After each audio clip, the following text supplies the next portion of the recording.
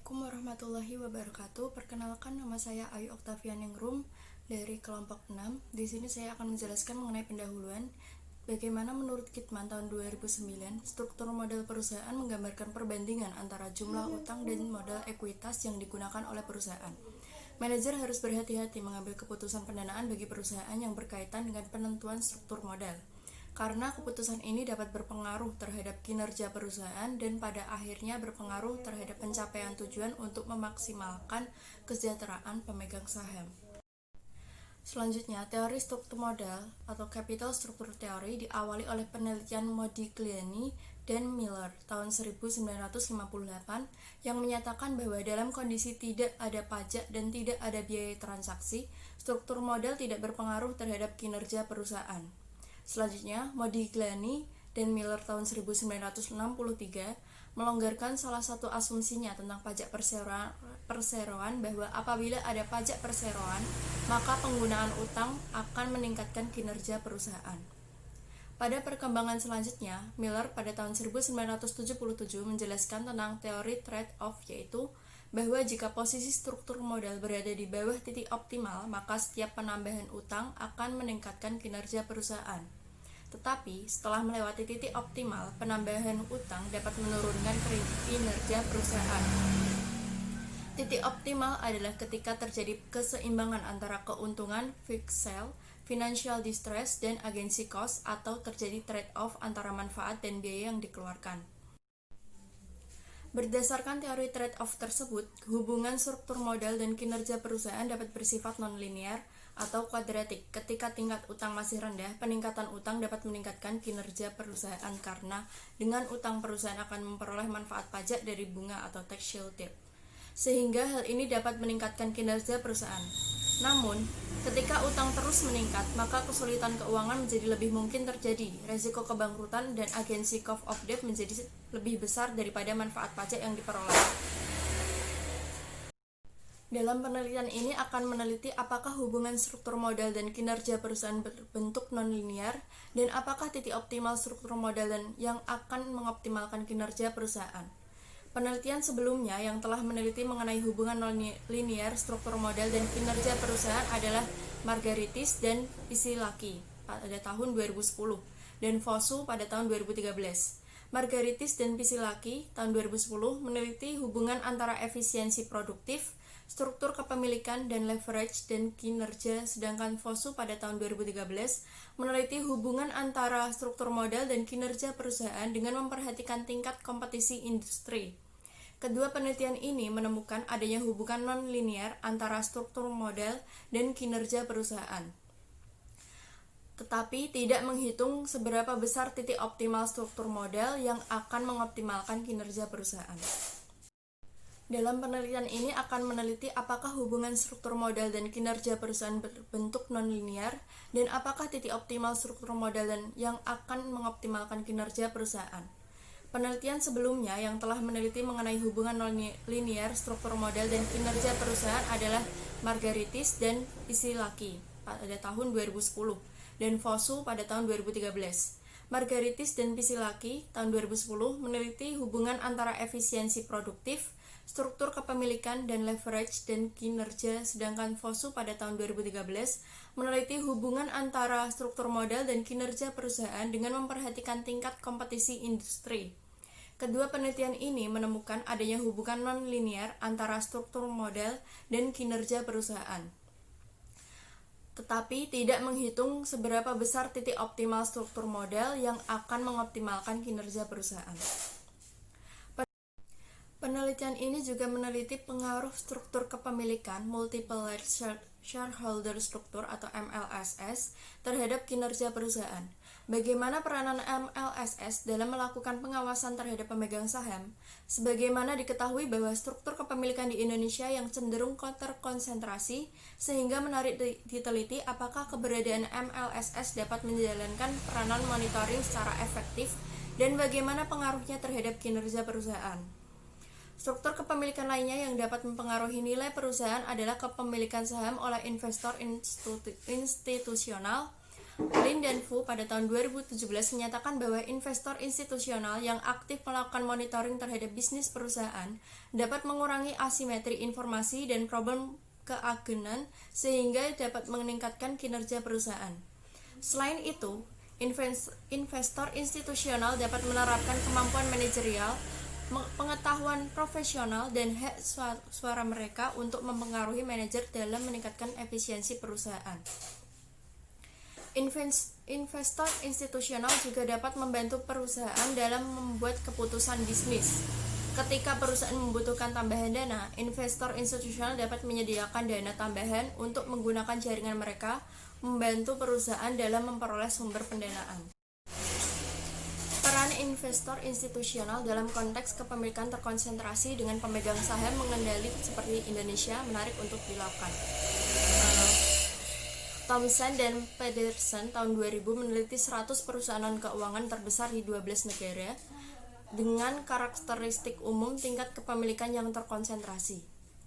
Hasil penelitian menunjukkan bahwa kepemilikan institusi dalam perusahaan yang terkonsentrasi berdampak positif terhadap kinerja karena dengan makin besarnya kekuatan suara yang dimiliki investor institusi akan semakin mendorong perusahaan mengadopsi strategi yang berdampak maksimalkan nilai pemegang saham. Selanjutnya, pada Hamdani dan Yafeh pada tahun 2010 meneliti peran investor institusi dalam menegakkan tata kelola perusahaan pada pasar di mana terdapat kepemilikan yang terkonsentrasi. Penelitian dilakukan di negara Israel dan hasil penelitian menunjukkan bahwa ketika perusahaan memiliki pemegang saham pengendali, investor institusional sebagai pemegang saham minoritas hanya dapat memainkan peran terbatas dalam tata kelola perusahaan.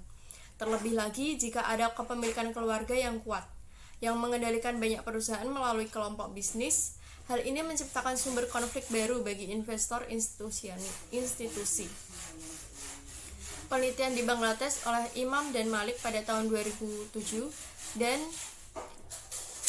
Yordania, Zaitun dan Tian pada tahun 2007 menunjukkan kepemilikan institusi tidak berpengaruh terhadap kinerja perusahaan dalam konteks kepemilikan terkonsentrasi. Penelitian ini ingin mengetahui apakah kepemilikan investor institusi berpengaruh terhadap kinerja perusahaan. Margarit dan Pislaki pada tahun 2010 meneliti hubungan struktur modal, kinerja perusahaan dan struktur kepemilikan dengan berdasarkan pada hipotesa efisiensi, risk, dan franchise value. Fosu pada tahun 2013 meneliti hubungan antara struktur modal dengan kinerja perusahaan dan bagaimana pengaruh tingkat kompetisi industri dalam hubungan tersebut.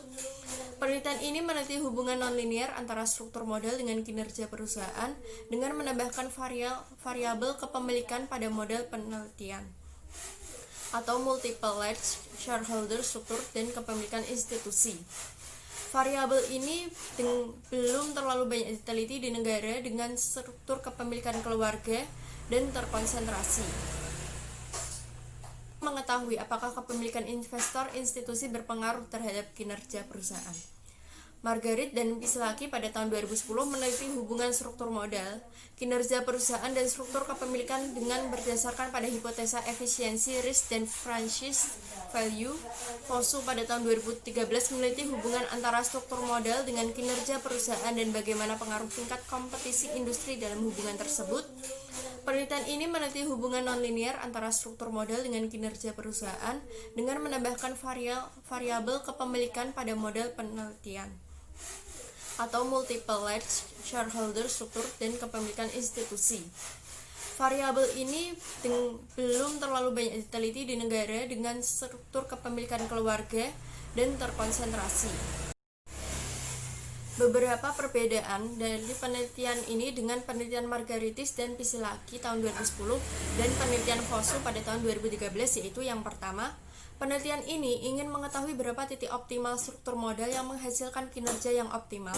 Margaritis dan Pislaki 2010 dan Fosu 2013 tidak menghitung titik optimal ini.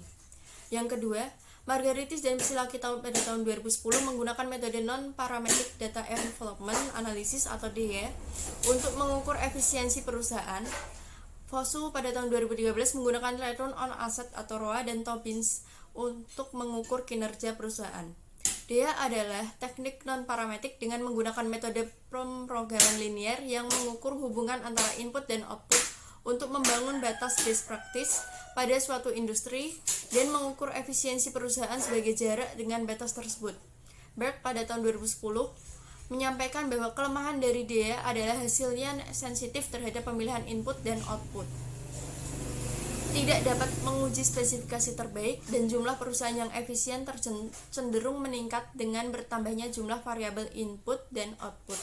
Karena pengukuran DEA ini tidak mudah dan masih memiliki kelemahan, penelitian ini mengikuti FOSU pada tahun 2013 dengan menggunakan Rowe dan Tobin sebagai pengukur kinerja perusahaan. Yang ketiga, Margaritis dan Pisilaki pada tahun 2010 melakukan penelitian pada industri manufaktur di Perancis dengan periode sampai 2002 sampai 2005. Dengan membandingkan antara perusahaan tradisional atau industri kimia dan tekstil dengan perusahaan non-tradisional atau industri komputer dan riset dan pengembangan. Pada FOSU 2013 melakukan di Afrika Selatan dengan periode penelitian tahun 1998 sampai 2009. Sedangkan penelitian ini dilakukan di Indonesia dengan periode 2009 sampai 2012 pada semua industri kecuali industri keuangan.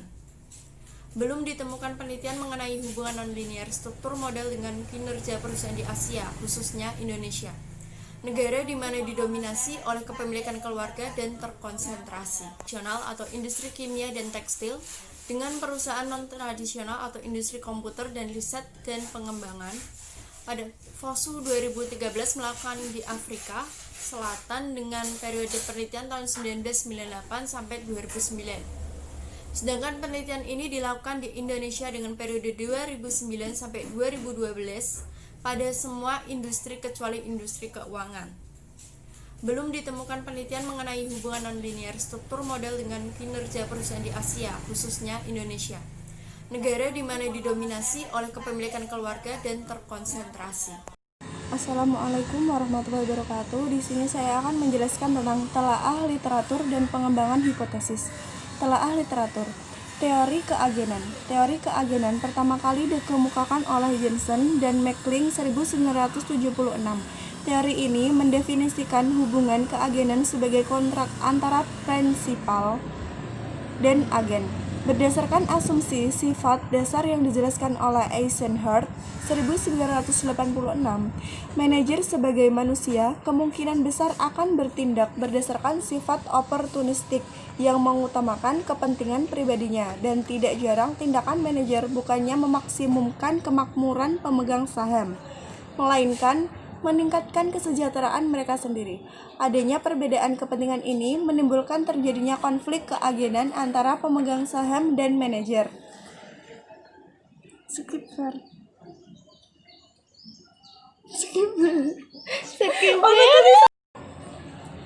Assalamualaikum warahmatullahi wabarakatuh. Saya akan menjelaskan tentang telaah literatur.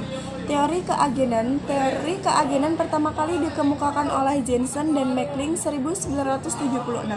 Teori ini mendefinisikan hubungan keagenan sebagai kontrak antara prinsipal dan agen.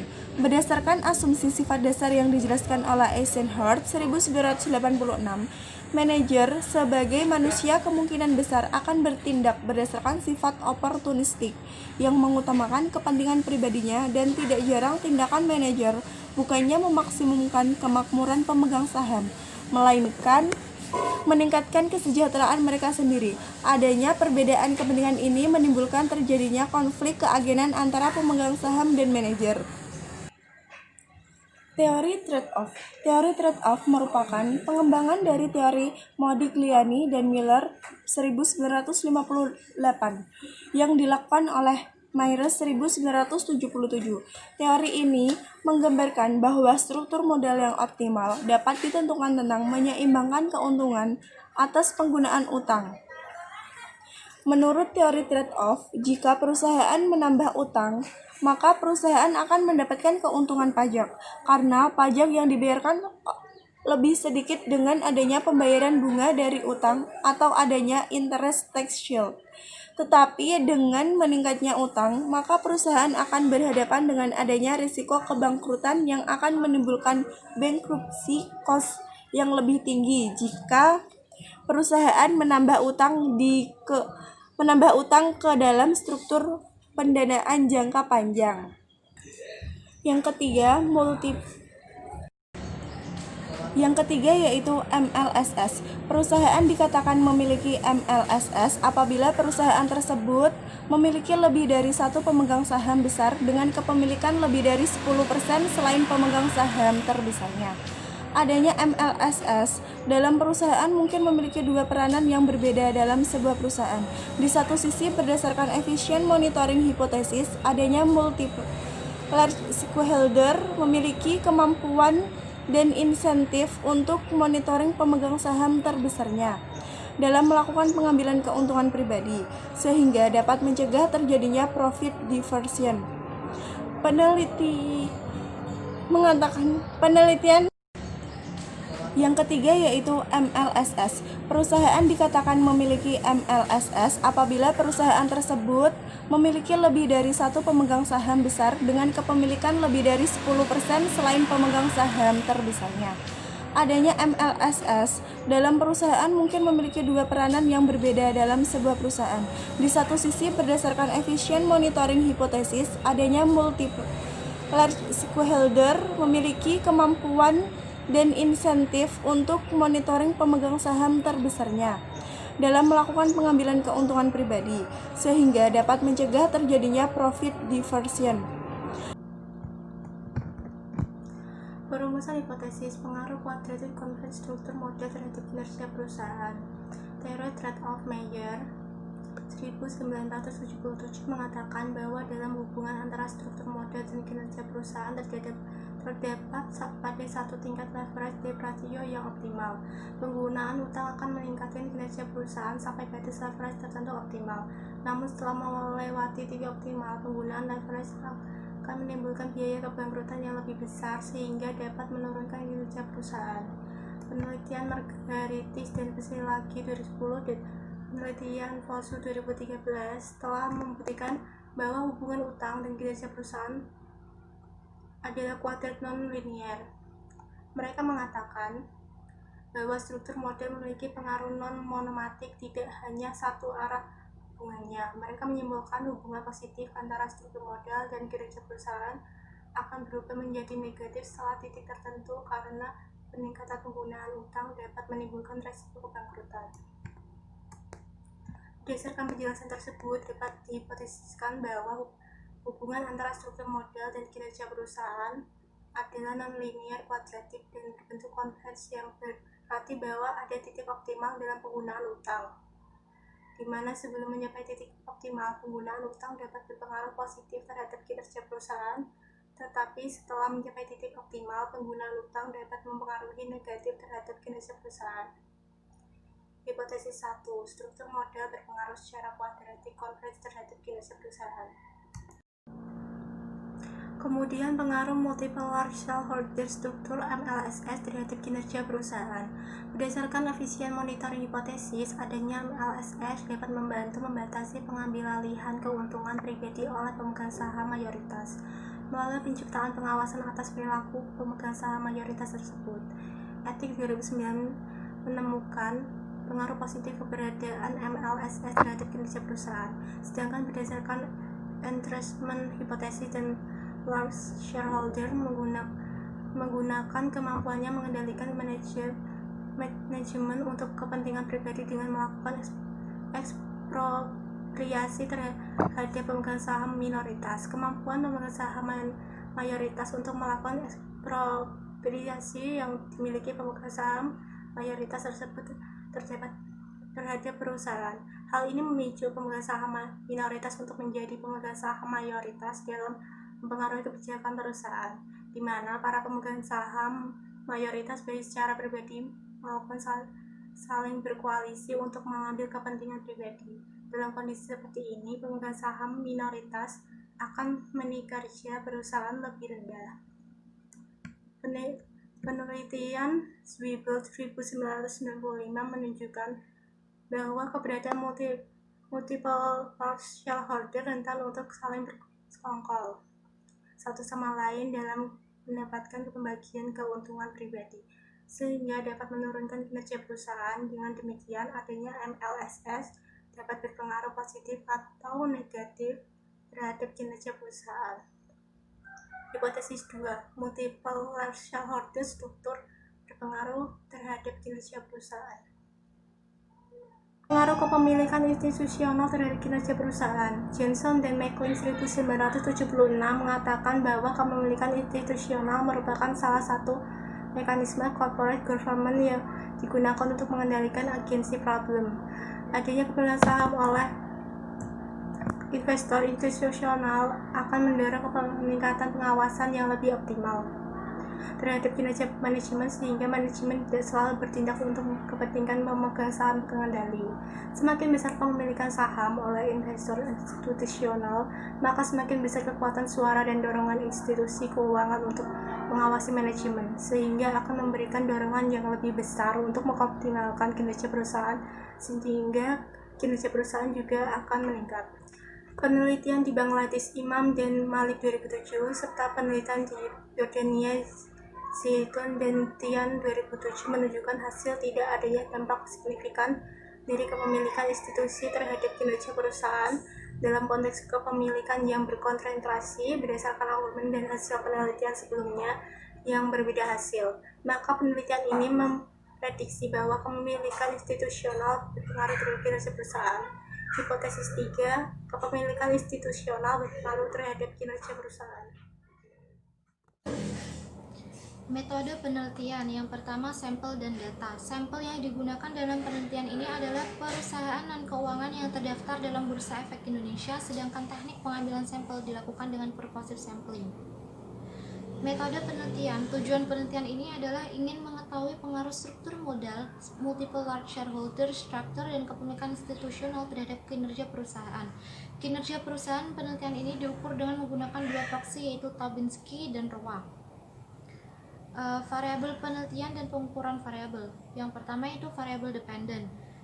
Kinerja perusahaan. Untuk mengukur kinerja perusahaan menggunakan pendekatan berbasis pasar yaitu Tobinski, dan pendekatan berbasis akuntansi yaitu return on asset.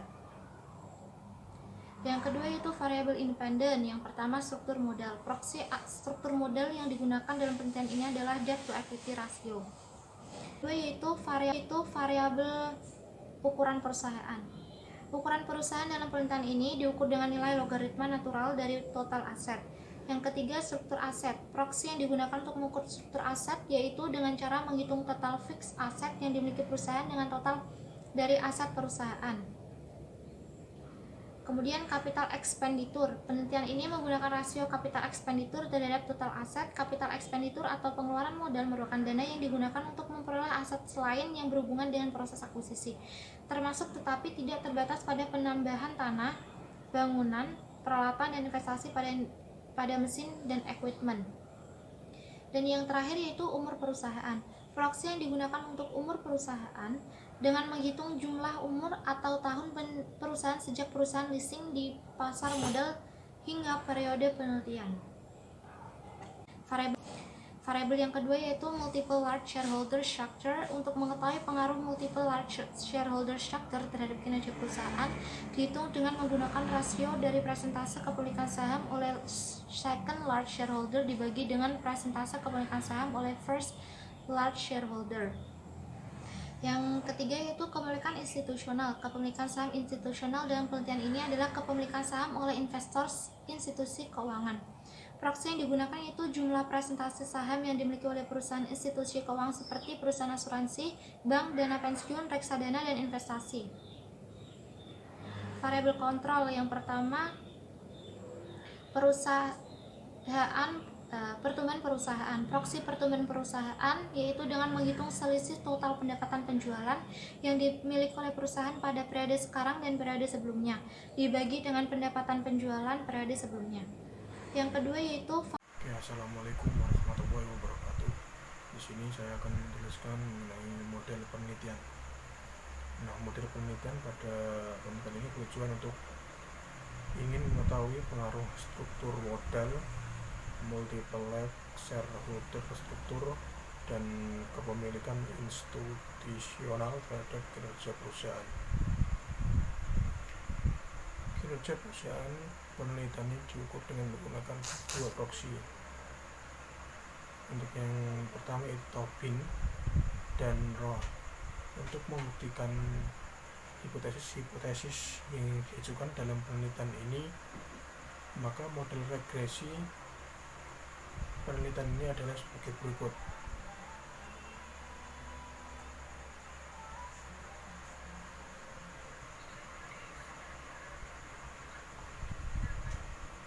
Nah, variabel penelitian dan pengukuran variabel. Dari variabel regresi yang telah dijelaskan pada subbab sebelumnya, maka penjelasan lebih lanjut mengenai definisi operasional dan pengukuran variabel yang digunakan dalam penelitian ini adalah sebagai berikut. Variabel dependen. Variabel dependen pada penelitian ini yaitu kinerja perusahaan. Untuk mengukur kinerja perusahaan, penelitian ini mengikuti penelitian King dan Santor pada tahun 2008 dan penelitian Fosu tahun 2013 yang menggunakan pendekatan berbasis pasar atau market performance yaitu Tobin, dan pendekatan berbasis akuntansi atau accounting performance yaitu dengan menggunakan return on asset.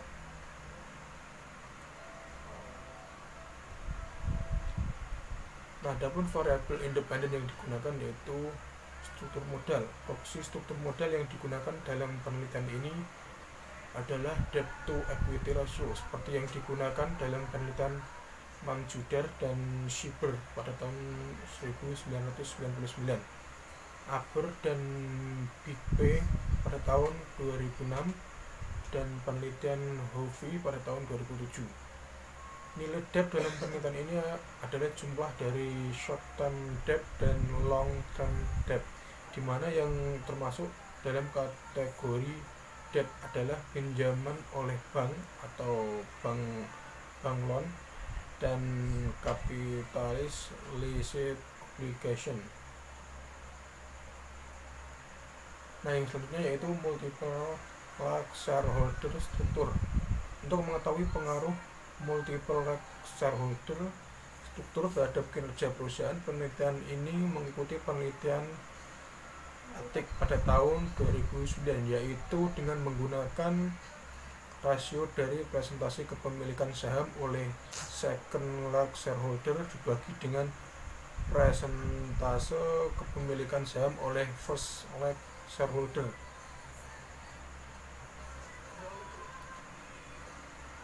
Nah, selanjutnya yaitu ukuran perusahaan. Ukuran perusahaan atau size dalam penelitian ini mengikuti penelitian King dan Santor pada tahun 2008 dan penelitian Fosu tahun 2013 yang diukur dengan nilai logaritma natural dari total aset. Penelitian ini memprediksi ukuran perusahaan atau size berpengaruh positif terhadap kinerja perusahaan.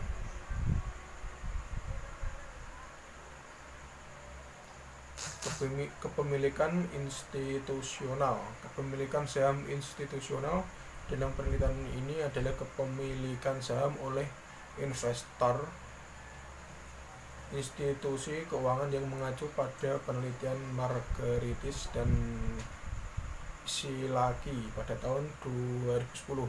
Proksi yang digunakan yaitu jumlah persentase saham yang dimiliki oleh perusahaan institusi keuangan seperti perusahaan asuransi, bank, dana pensiun, reksadana, dan investasi. Struktur aset. Proksi yang digunakan untuk mengukur struktur aset dalam penelitian ini mengikuti penelitian Margaritis dan Silaki tahun 2010 yang diukur dengan cara membagi total fixed asset yang dimiliki perusahaan dengan total dari aset perusahaan.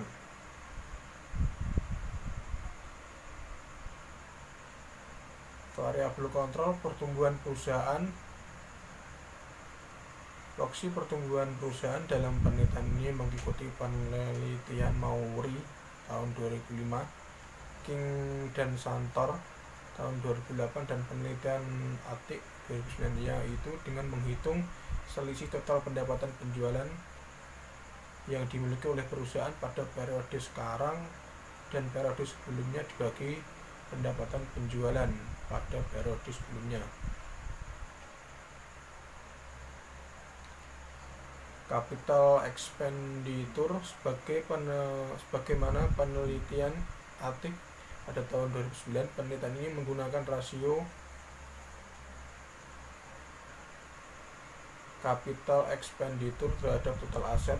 Capital expenditure atau pengeluaran modal merupakan dana yang digunakan untuk memperoleh aset selain yang berhubungan dengan proses akuisisi, termasuk tetapi tidak terbatas pada penambahan tanah, bangunan, peralatan, dan investasi pada mesin dan equipment.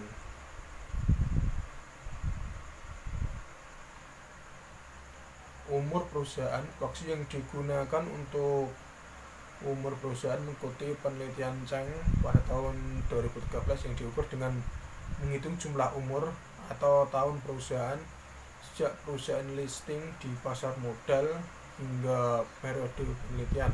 Penelitian ini memprediksi pengaruh positif umur perusahaan terhadap kinerja perusahaan.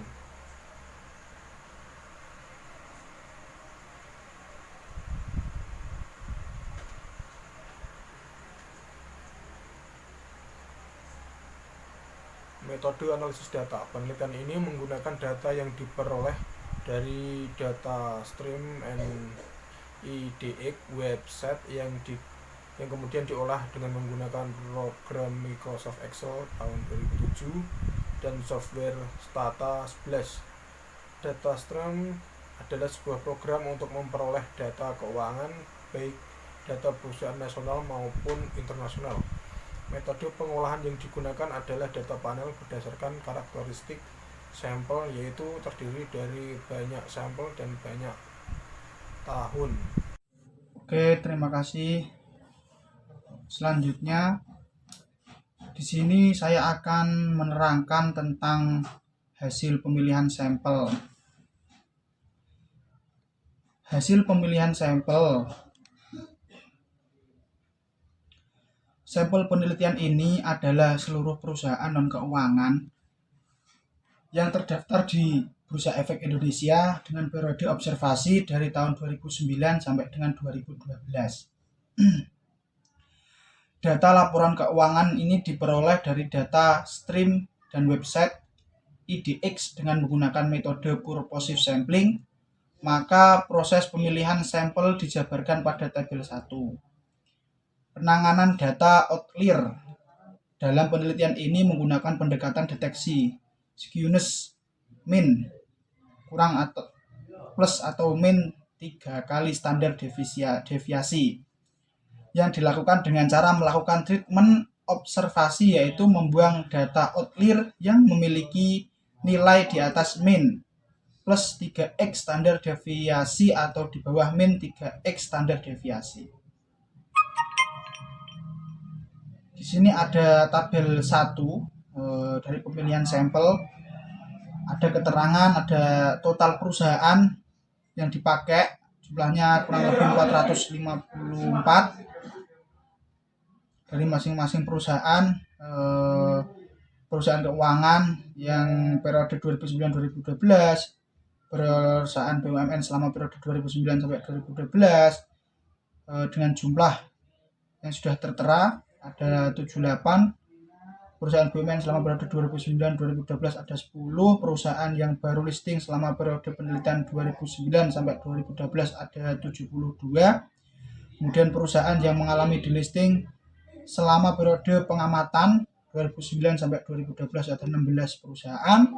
Perusahaan yang memiliki ekuitas negatif selama periode 2009-2012 ada 20. Kemudian perusahaan yang tidak memiliki kelengkapan data selama 2009 sampai 2012 ada 70 perusahaan.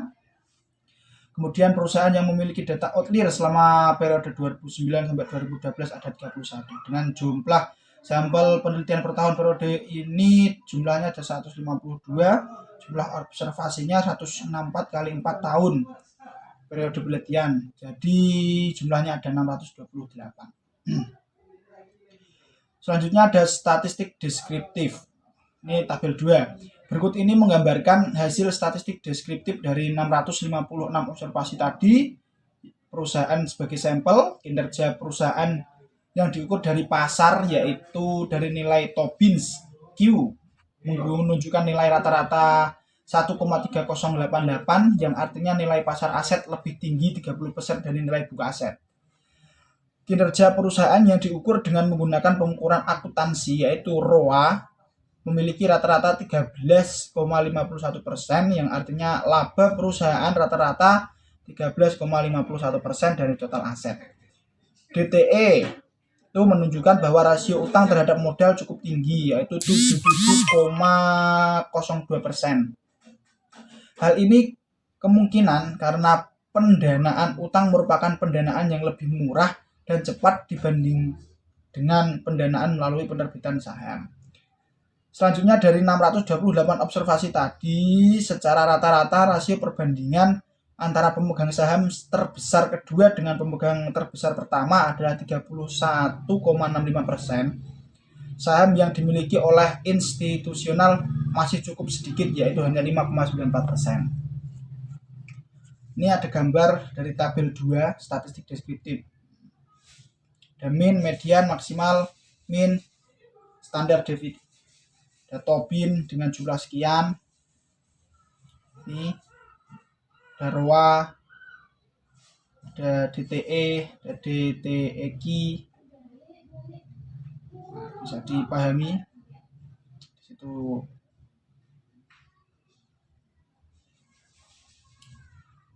Oke, mungkin bisa dipahami sendiri ya tabelnya. Kemudian selain itu, secara rata-rata perusahaan sampel ini memiliki pertumbuhan sebesar 14,76%. Total aset yang dimiliki perusahaan non-keuangan di Indonesia pada periode penelitian secara rata-rata sekitar 5,59 triliun rupiah. Perusahaan sampel secara rata-rata memiliki 40,65% aset tetap dari total seluruh aset yang dimilikinya. Pengeluaran modal sebesar 5,85% dari total aset. Rata-rata umur perusahaan yang masuk dalam sampel adalah 14 tahun dengan umur maksimal 32 tahun.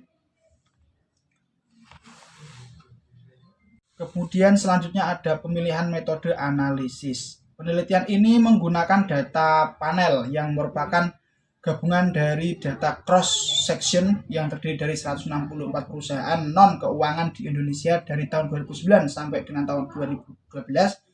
Terdapat 3 pilihan metode yang digunakan dalam meregresi model dalam penelitian ini.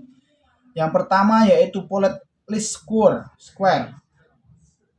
Fixed Effect Model, dan Random Effect Model. Untuk menentukan metode mana yang paling tepat, maka dilakukan uji Coe dan uji Huisman.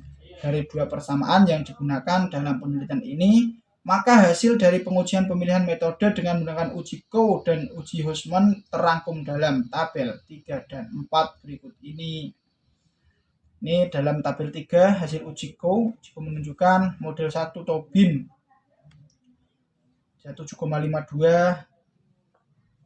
prop F 0,000, keputusan fixed effect, dan model 2 menggunakan ROA dan keputusan fixed effect. Kemudian ini selanjutnya di tabel 4 ada hasil uji Huisman dengan model 1 Tobin dan keputusan fixed effect juga, model 2 ROA dan keputusan fixed effect. Dari hasil uji Coe pada tabel 3 tadi, baik model 1 ataupun model 2 dalam penelitian ini memiliki masing-masing probabilitas cross section F 0,000 kurang dari 0,05 p-value.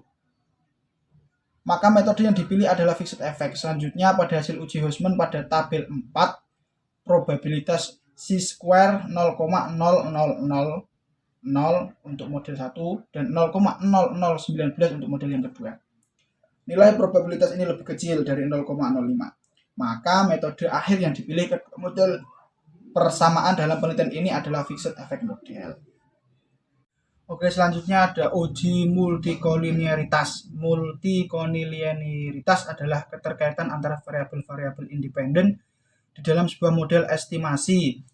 Multikolinearitas dapat dideteksi dengan menggunakan berbagai macam uji, yaitu dengan menggunakan matriks kolerasi antar variabel dan menggunakan nilai variance inflation factor. Model penelitian ini dikatakan mengandung masalah multikolinearitas jika nilai dari variance inflation factor lebih dari 10. Adapun hasil pengujiannya terangkum dalam tabel 5. Dari tabel 5 dapat dilihat bahwa semua variabel itu memiliki nilai VIF di bawah 10 ya. Kecuali variabel size itu memiliki VIF 11 namun tidak jauh dari batas minimal 10. Dengan hasil metrik korelasi dalam penelitian dapat dilihat dari tabel 6. Lebih jelasnya di dalam tabel. Oke, dari tabel 6 itu dapat dilihat bahwa hampir semua variabel tersebut tidak memiliki korelasi yang kuat karena nilai korelasi tidak lebih besar dari 0,8 atau lebih kecil dari kurang 0,8 kecuali variabel DTE dengan DTEQ yang memiliki korelasi 0,9014. Korelasi kuat antara DTE dan DTEQ dikarenakan DTEQ merupakan nilai kuadrat dari DTE sehingga tidak menjadikan permasalahan utama dalam penelitian ini. Selanjutnya ada uji heteroskedastisitas. Jika dalam pengujian metode estimasi terbaik yang terpilih adalah fixed effect atau random effect, metode yang dapat digunakan untuk pengujian heteroskedastisitas adalah Wall test. Jika P kurang dari value kurang dari 0,05 maka hasilnya dapat ditolak dan terdapat masalah heteroskedastisitas. Adapun hasil pengujian heteroskedastisitas dalam penelitian ini terangkum dalam tabel 7. Oke, bisa dilihat dari tabel 7. Dari hasil uji heteroskedastisitas tabel 7 ini menunjukkan bahwa model persamaan penelitian ini mengalami masalah heteroskedastisitas. Oleh karena itu, untuk regresi pada metode estimasi fixed effect tidak dapat dilakukan dengan pengujian fixed effect biasa, tetapi harus diperbaiki dengan menggunakan fixed effect errors, weight cross sectional,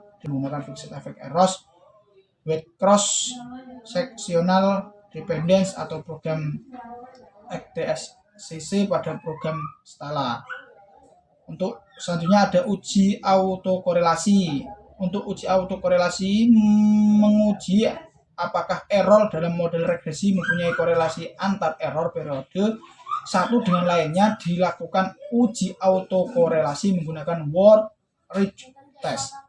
Jika P kurang dari value kurang dari 0,05 maka ini dapat ditolak, yang berarti bahwa model terdapat masalah autokorelasi. Adapun hasil pengujian autokorelasi dalam model penelitian ini adalah sebagai berikut. Nah, bisa dilihat pada tabel 8 ada uji autokorelasi.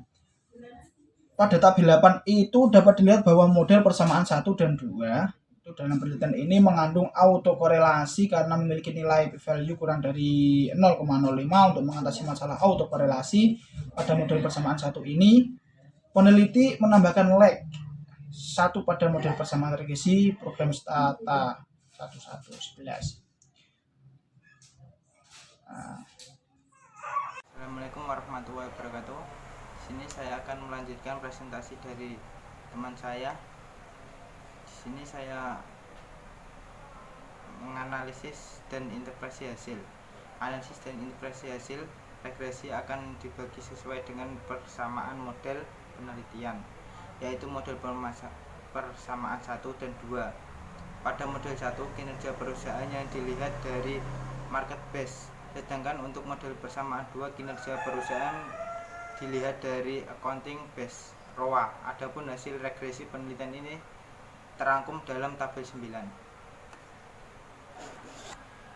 Berdasarkan hasil tabel 9 dapat dilihat untuk model persamaan 1 bahwa koefisien regresi debt to equity ratio bertanda positif signifikan pada level 5%, sedangkan koefisien regresi debt to equity ratio kredit bertanda negatif dan signifikan pada level 1. Dengan demikian, hipotesis 1 yang menyatakan struktur model berpengaruh secara kuadratik terdapat kinerja perusahaan terbukti, sehingga hipotesis 1 terdapat model persamaan 1 diterima. Sedangkan untuk model persamaan 2, di mana kinerja perusahaan diproksikan dengan ROA, ditemukan hasil koefisien regresi debt to equity ratio bertanda negatif dan tidak signifikan. Sedangkan nilai koefisien regresi debt to equity rasio kuadrat bertanda positif dan tidak signifikan. Hasil ini menunjukkan bahwa struktur modal tidak berpengaruh secara kuadratik terdapat kinerja perusahaan ROA.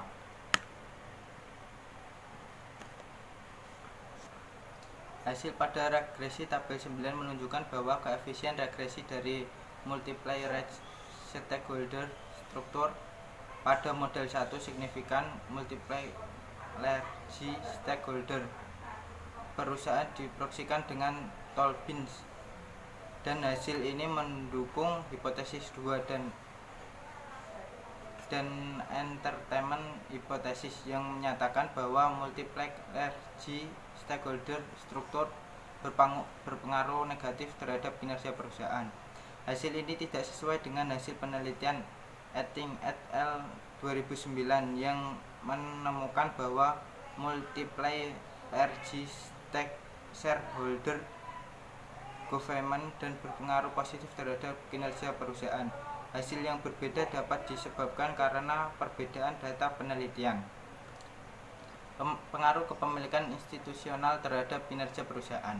Berdasarkan hasil regresi yang ditunjukkan pada tabel 9, baik pada model 1 maupun model 2, koefisien regresi kepemilikan institusional bertanda positif dan signifikan, yang berarti bahwa baik pada model 1 maupun model 2. Hipotesis ketiga dalam penelitian ini diterima. Hasil penelitian ini mendukung penelitian Herwanti 2008 dan Mengartitis, dan hasil penelitian ini mendukung penelitian Herawati 2008 dan Margaritis dan hasil penelitian ini mendukung penelitian Herawati 2008 dan Margaritis dan Pesilaki 2010 yang menemukan pengaruh positif struktur kepemilikan institusional terhadap kinerja perusahaan.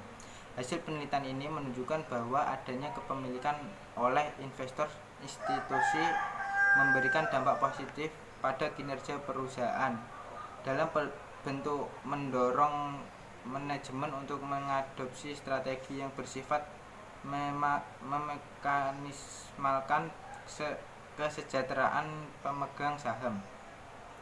Penentuan besarnya hutang jangka panjang adalah hal yang sangat penting bagi perusahaan karena biaya bunga yang cukup signifikan yang akan mempengaruhi kinerja perusahaan dalam jangka panjang.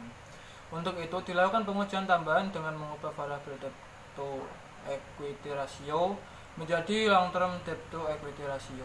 Hasil regresi dapat dilihat pada tabel 10 berikut ini. Untuk hipotesis pertama, pada pengujian tambahan ditemukan hasil yang berbeda pada pengujian utama. Pada pengujian tambahan ini ditemukan bahwa struktur modal berpengaruh secara kuadratik terhadap kinerja perusahaan yang diproyeksikan dengan ROA dan tidak berpengaruh terhadap kinerja perusahaan yang diproyeksikan dengan Tobinski.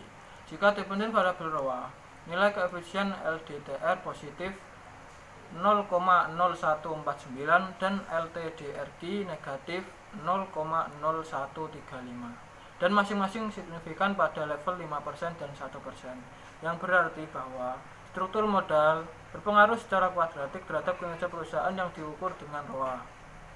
Dengan menggunakan rumus B/2A dari hasil persamaan regresi penelitian ini menunjukkan bahwa titik maksimum struktur utang untuk mencapai nilai maksimal dari kinerja perusahaan adalah sebesar 0,5503 dengan nilai maksimal dari kinerja perusahaan yang dicapai sebesar 0,1435. Artinya, kinerja optimal dicapai ketika rasio long term debt to equity adalah 0,5503. Artinya utang jangka panjang sebaiknya maksimal hanya 0,55 kali dari modal. Untuk hipotesis kedua, pada pengujian tambahan ini ditemukan hasil yang sama dengan pengujian utama, yaitu multiple large shareholder struktur berpengaruh negatif dan signifikan terhadap kinerja perusahaan, tetapi tidak berpengaruh terhadap Tobinski. Hipotesis ketiga, uji tambahan menentukan hasil yang juga sama dengan pengujian utama, yaitu kepemilikan institusional ditemukan berpengaruh positif terhadap kinerja perusahaan yang diproyeksikan dengan Tobinski. Kepemilikan saham oleh investor institusional seperti bank, asuransi, dan investor institusional seperti dan institusi lainnya memiliki kemampuan dan berpengalaman yang baik di bidang bisnis dan keuangan, sehingga akan mendorong peningkatan efektivitas penghapusan kinerja manajemen di mana fungsi-fungsi pengendalian akan semakin efektif. Pembahasan yang selanjutnya yaitu Simpulan. Penelitian ini bertujuan untuk meneliti pengaruh non-linear kuadratik struktur modal terhadap kinerja perusahaan dan pengaruh struktur kepemilikan multiple large shareholder dan kepemilikan institusional terhadap kinerja perusahaan. Penelitian ini berhasil menemukan pengaruh non-linear struktur modal yang diproyeksikan dengan debt to equity ratio terhadap kinerja perusahaan yang diproyeksikan dengan Topolsky. Artinya, struktur modal dapat berpengaruh positif terhadap kinerja perusahaan dikarenakan adanya manfaat pajak. Tetapi, setelah mencapai titik optimal tertentu dapat berpengaruh negatif yang dikarenakan peningkatan penggunaan utang dapat menimbulkan resiko kebangkrutan. Keberadaan multiple large shareholder struktur dalam penelitian ini ditemukan berpengaruh negatif terhadap kinerja perusahaan yang diproyeksikan dengan ROA. Kepemilikan saham oleh investor institusional juga dianggap mampu memonitor kinerja manajer dalam memaksimalkan kesejahteraan pemegang saham, sehingga konflik di antara pemegang saham dan manajer dapat diminimalisasi dan meningkatkan kinerja perusahaan. Dalam penelitian ini ditemukan pengaruh positif dan signifikan kepemilikan institusional terhadap kinerja perusahaan. Implikasi dari penelitian ini adalah penggunaan hutang dalam struktur modal perusahaan dapat memaksimalkan kinerja perusahaan hanya sampai pada titik nol tertentu. Total hutang sebaiknya maksimal hanya 1,95 kali dari modal, dan hutang jangka panjang sebaiknya maksimal hanya 0,55 kali dari modal. Sekian dari pembahasan artikel yang kedua. Jika ada salah kata ataupun ucapan, saya mohon maaf. Wassalamualaikum warahmatullahi wabarakatuh.